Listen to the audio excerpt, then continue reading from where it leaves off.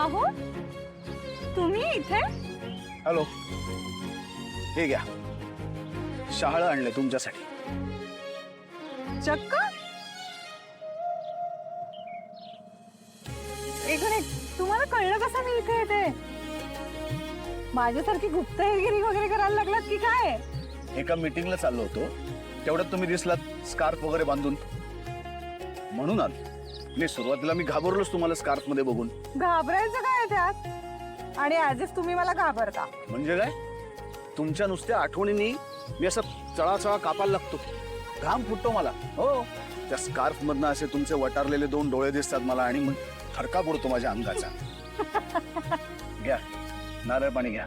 अहो पण हे कशासाठी आणलात तुम्ही? खरं सांगू का, तुम्ही नाही का मला दिवसभर हा काढा तो काढा, हे लिंबू ते ज्यूस त्याचं पाणी ह्याचं पाणी असं करत असतं का नाही? मी म्हटलं आपणही करावं म्हणून शहाळं आणलंय. आणि असं उन्हात फिरता तुम्ही स्कार्फ वगैरे बांधून, तरी सुद्धा स्वतःची बॉडी हायड्रेट ठेवणं खूप महत्वाचं.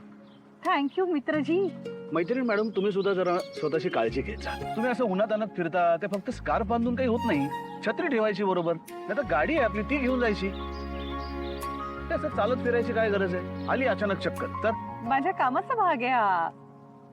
आणि माझी तब्येत उत्तम आहे, माझी इम्युनिटी चांगली आहे, मला कधीच काही होत नाही, कधीच होणार नाही, सगळं माहिती आहे मला. पण तरी सुद्धा असं उन्हात आणत फिरताना जरा स्वतःची काळजी घेतली पाहिजे. कोणीतरी महान व्यक्ती असं सांगून गेलंय की आपल्या शरीराची आपण काळजी घेणं हे जगातलं सगळ्यात मोठं काम आहे. आणि घरी तुम्ही सगळ्यांची काळजी घेता, तशी तुमची काळजी सुद्धा घेतली गेली पाहिजे ना. मला सुद्धा असं वाटतं की माझी मैत्रीण फिट असावी.